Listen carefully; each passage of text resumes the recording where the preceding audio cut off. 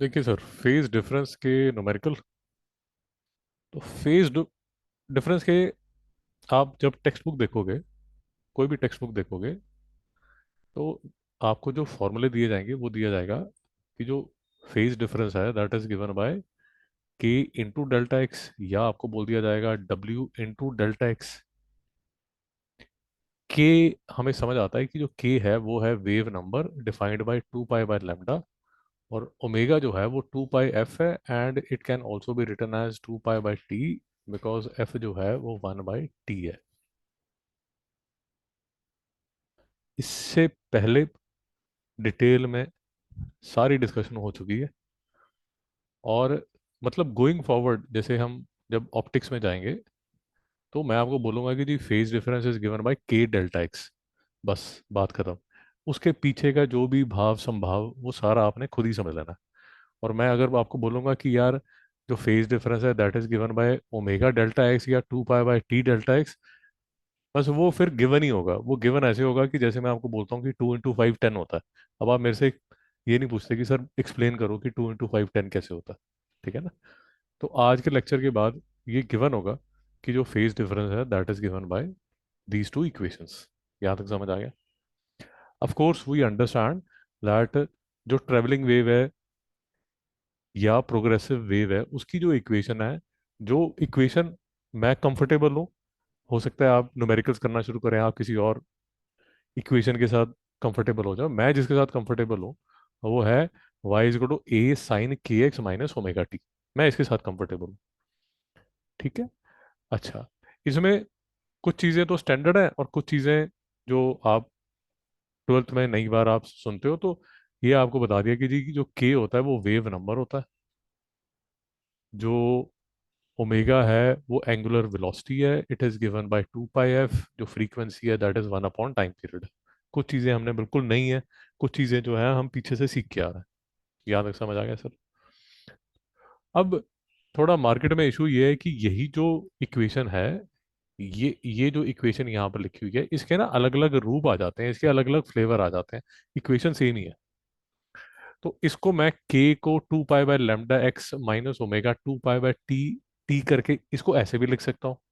फिर कई बार कुछ दुष्ट लोग ऐसे करते हैं, वो इस 2 पाई को और इस 2 पाई को बाहर ले लेते हैं ऐसे, और फिर अंदर बताए बचता है x/λ माइनस t/t। सरदार जी यहाँ तक मेरे साथ है? अब ये जो है ये सबसे सिंपल इक्वेशन है। इसका जो एक बड़ा भाई है वो है a sine k x minus omega two plus phi naught. ये आपको डिटेल में पहले भी लेक्चर्स में अच्छी तरह समझाया गया है कि यार ऐसा हो जाता है कि अगर मैं मेरी इक्वेशन है y to A sine k x minus omega T, कल हमने पूरा लेक्चर इस पे लगाया था। तो अगर जो इक्वेशन है, जो वेव है, वो लेट अस अज्यूम ऐसी है, या लेट अस अज्यूम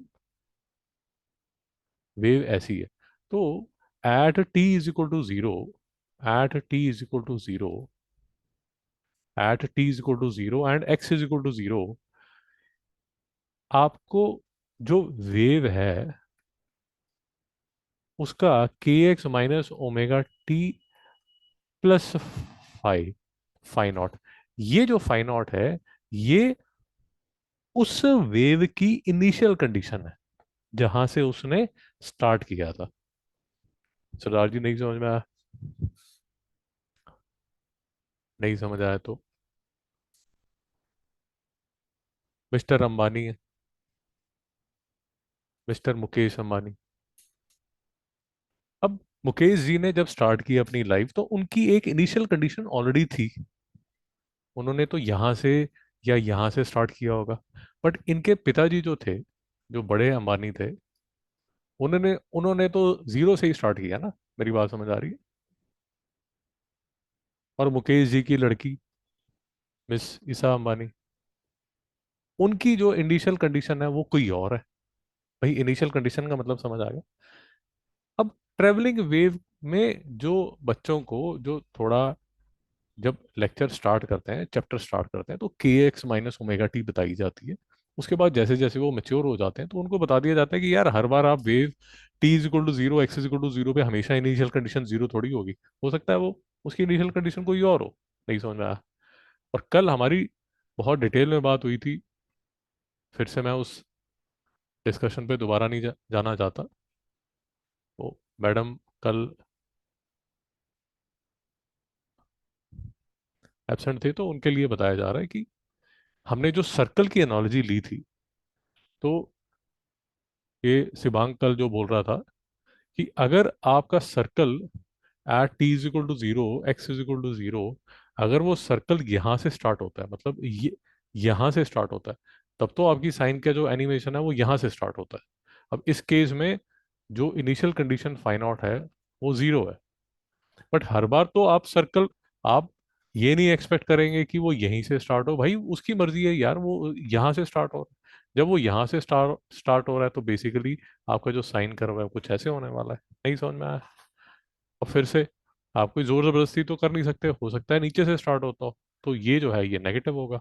उस केस में जो फाइव नॉट है वो नेगेटिव होगा, तब वो यहाँ से स्टार्ट हो रहा होगा। भाई बात समझ आ रही है।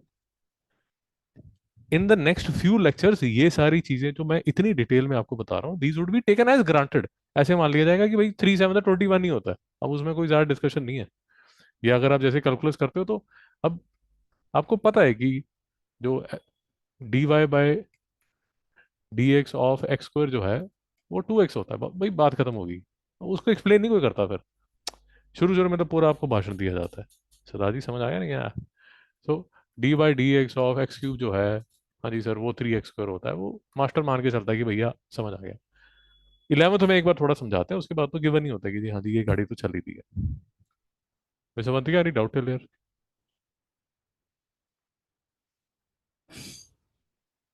सवंतिका नो सर, ओके। तो हमारे लिए ये तो मतलब हमारी बेस्ट फ्रेंड बन चुकी है sign k x minus omega T. और ये जो है ये इसकी बड़ी सिस्टर है के x minus omega t plus five not. और अब आप ऑफ कोर्स अभी तक आप समझ चुके होंगे कि यूजुअली हम जो इनिशियल कंडीशन है उसको जीरो ले लेते हैं टू सिंपलीफाई द थिंग्स। नहीं समझ में आया। अच्छा, आपको बार बार कॉन्टेक्स्ट भी डिटेल में समझाया गया है कि अभी क्लास 11th में साउंड के चैप्टर इस इक्वेशन पे बेस्ड थे, आपने वो नहीं किए वो अलग बात है। अभी जो ऑप्टिक्स करेंगे वो इसी इक्वेशन पे और इसी फेज डिफरेंस पे बेस्ड होंगे।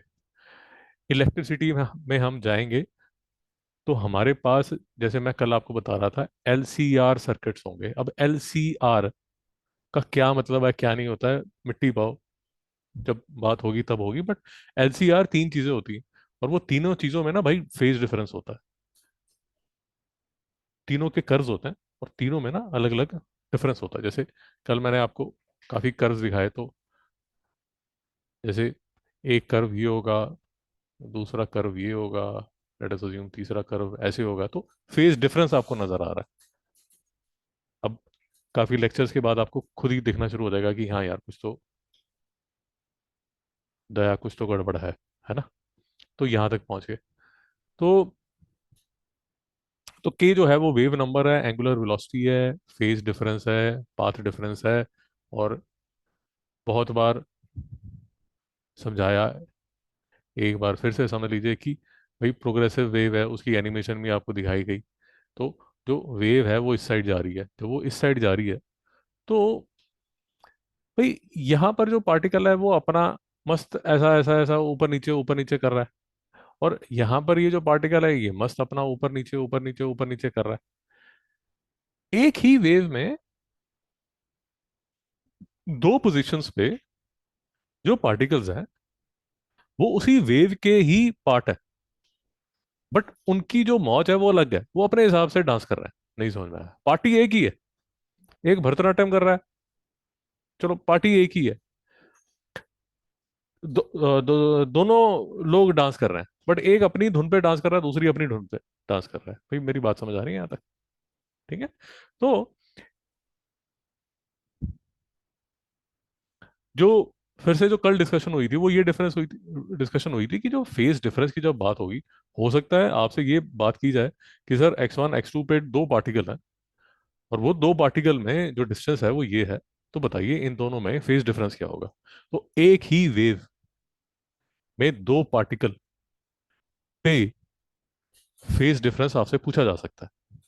या दूसरी जो बात की जा सकती है वो ये की जा सकती है कि सर एक वेव ये है और दूसरी वेव ये है, इन दो फेज, इन दोनों वेव्स में फेज डिफरेंस बताइए क्या है।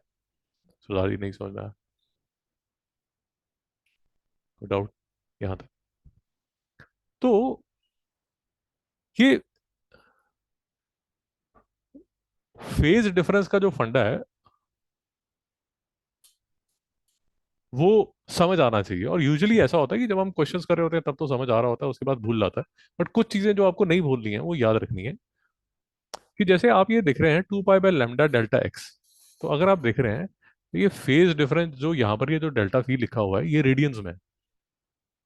अब इसको रेडियंस में लाने के लिए अगर आप यूनिट एनालिसिस करेंगे तो ये मीटर में है, ये मीटर में है, अगर मैं ऐसा यूनिट की बात कर रहा हूँ तो यहाँ पर रह जाता है 2 पाई। सिमिलरली ये अगर रेडियन में है तो ये देखिए, ये मैंने फॉर्मूला गलत लिख दिया। तो यहाँ पर ये क्या होगा, डेल्टा टी, और यहाँ पर ये क्या होगा, डेल्टा टी। नहीं समझ में आया?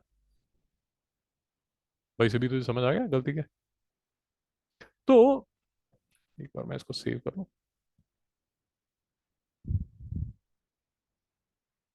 हम्म,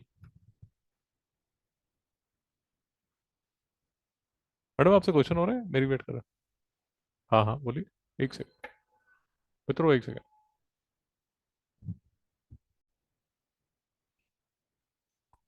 तो आप जब यूनिट एनालिसिस करते हैं, हमेशा याद रखिए, यूनिट एनालिसिस या डायमेंशन एनालिसिस जब आप करते हैं तो आप अपनी गलतियां पकड़ सकते हैं। जैसे मैंने अभी अपनी गलती पकड़ी कि भाई इसको, यहाँ पर ये जो है ये डेल्टा टी होगा, ये टी होगा, तभी तो ये दो एक दूसरे से कैंसिल होंगे और 2 पाई जो रेडियंस है वो रेडियन होगा। नहीं समझ में आया? तो एक हमारा जो फॉर्मूला है, एक हमारा जो फॉर्मूला है वो होगा delta phi is equal to k delta x, दूसरा होगा delta phi is equal to omega delta t. कुछ डाउट है यहाँ तक? तो जैसे शिवांग तूने गलती की है, अ, तूने डेल्टा फी को कुछ ऐसा टी की वैल्यू डाल के, तूने मतलब जो गलती की है वो ऐसी की है कि delta phi is equal to 2 pi by t delta x. जैसे मैंने अभी जो फॉर्मूला लिखा था, तूने वो गलती की है। इतना मुश्किल नहीं है चीजें, फॉर अ सिंपल रीजन कि ये जो 2 पाई बाय लैम्डा है इसके साथ डेल्टा एक्स रखेंगे तो ये फेज डिफरेंस है। उसी तरह ये 2 पाई बाय टी है, यहाँ पर डेल्टा टी लग देंगे तो ये फेज डिफरेंस है। तो फेज डिफरेंस का फॉर्मूला याद करने के लिए कुछ अलग रट्टा मारने की जरूरत नहीं है, वो सामने ही है आपके। अगर आपको प्रोग्रेसिव वेव की इक्वेशन आती है, वैसे भी समझ आया नहीं यार? यहीं से, यहीं से आपको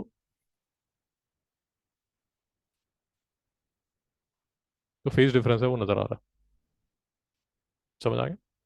अब क्योंकि एमसीक्यू में जब आप कंपटीशन में बैठे तो आपके पास इतना टाइम तो होगा नहीं।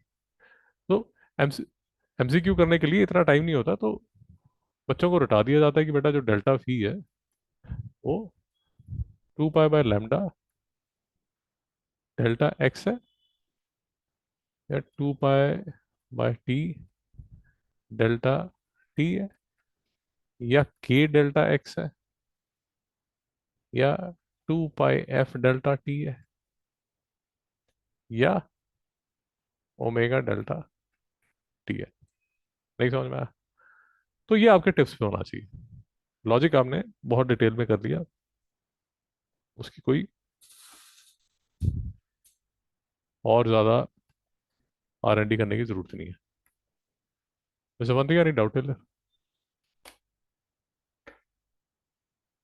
वैसे वन थिंग, डाउट है? No sir.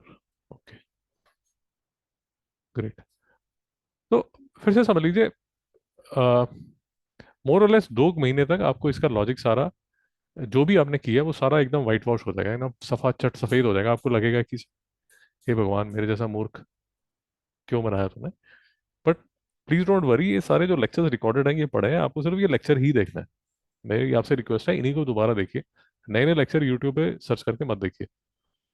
क्योंकि किसी, जैसे मैं अब के एक्स माइनस ओमेगा टी के साथ कंफर्टेबल हूँ, तो कोई दूसरा अगर आप लेक्चर देख रहे हैं तो वो किसी और इक्वेशन के साथ हो सकता है जैसे हो सकता है जिसको आप फॉलो कर रहे हो वो ओमेगा टी माइनस की एक्स के साथ कंफर्टेबल हो, बात एक ही है, उससे कोई फर्क नहीं पड़ेगा। बट क्योंकि मैंने इसी पे ड्राइव किया हुआ है, तो इसी को आप रिव्यू कर सकते हैं। तो समझ गया, नहीं डाउट है?